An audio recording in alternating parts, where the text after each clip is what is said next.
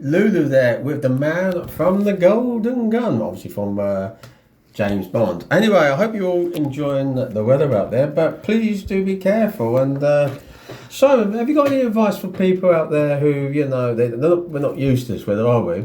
And what they can do to cool themselves down, and is there things they can help themselves with?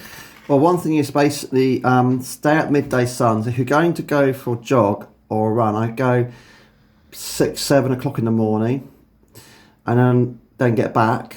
If you're going for a long hike walk, I would go before go at 4 o'clock in the morning and finish at 11 o'clock. So let's say walking from, it's quite a distance really, that's what I like to do, walking from, let's say, Goldsworth Park up to... Because you're superhuman. I am superhuman. Going from Goldsworth Park up to Bracknell Forest, and then make sure you put your sun cream on about 8 o'clock in the morning. Sun is strong for burning skin from 8 o'clock onwards, I'm not joking, and then carry on, get to Martin Heron Village, and then get some drinks, and then head back on the train. And take 4 pints of water on the train, because the train... if it breaks down somewhere or you get stuck somewhere, and these trains they run on air conditioning, the air conditioner breaks down, having a drink of water, it's like being a hot a tin of can of actually soup. the train we come in, actually they don't have air conditioning, it's just windows to just open up, that's all we got. Yes, those old ones, yeah. And if the trouble is, if they got stuck at the station, or let's say got the trespassers, and there was a trespasser the other day. Indeed, Mark. The train can't move, so you've got no air circulation going into the train. Exactly, Mark. Exactly. So, good advice. So basically, what you're saying is have a jog in the morning or early evening when it gets to about sunset and all that. Oh yeah, basically about. Don't do it at midday. No, don't do it at midday. 11 o'clock onwards, the sun is very strong, especially about 2 o'clock to 4 o'clock. It's if you're in the sunlight directly, it's unbearable. And always, even if you're in a house, have a bottle of water nearby and just drink water. Don't drink fizzy drinks. Don't drink alcohol. Just drink lots of water and squashy drinks or orange juice, but especially water.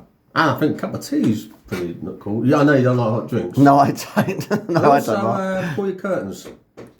Yeah, keep your curtains blind shut all day, and just wear a hat if you go out in the sun. Put sun cream on, and you can sunbathe the sun, but turn yourself over to the other side to cook. Don't do one side too much. It's like being in the sauna. Don't overdo it. And if you're at the beach and in the sea, it's quite refreshing. And go to the beaches that have lifeguards. Don't go to the beaches without lifeguards, because the rip current could pull you out to sea, and then you could go out there, you'll never be seen again. Well, me and Mary, we're actually going tonight. We went to Bushy Park, near Hampton Court. Yeah, Mark. And we actually saw people swimming in the Thames. Did you, Mark? That's I mental. did. I did. I saw there's a little sandy beach there, which I did just a little bit on the bank, and they were actually swimming in. And I was thinking, I'm not quite sure I would do that. No, because in that water, we've been hearing a lot about Thames water. We've been talking about a lot of the water in the rivers in the UK are very polluted because of the Thames sewage pollution going into the rivers and the streams in the UK. It's been going on for a long time. So I think since the 90s, and it's being highlighted as it's a major health risk going in the River Thames for a swim. It's not recommended. Only if it's safe. There's a website you can look at which tells you about water levels of what the pollution levels like in the River Thames and the rivers and streams.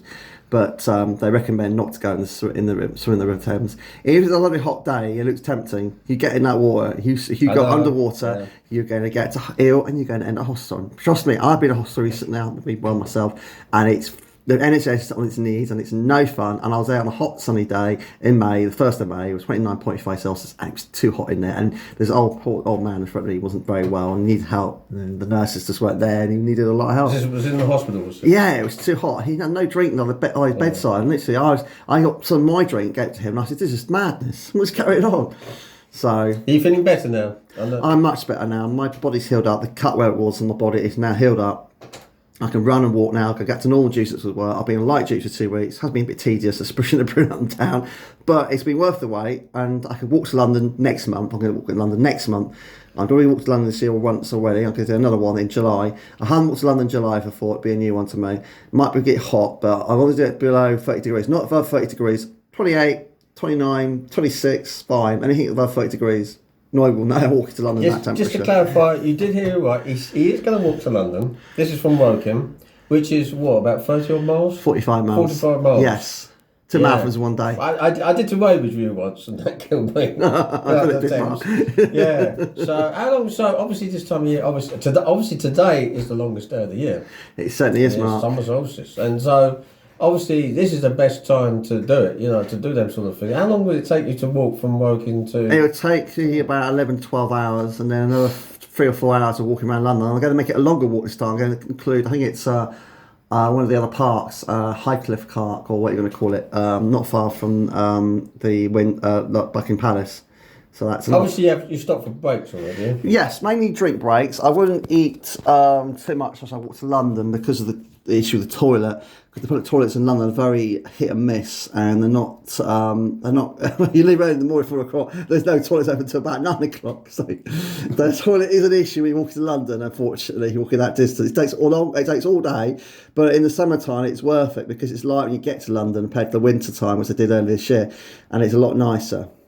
Okay, thanks for that, Simon. Let's have some music from Transmission now, and this is from. Let me look at this is from Adam Red. Enjoy this if I can get the thing. It's lock and learn, rock and roll. Here we go. Please subscribe on Sign Age Up.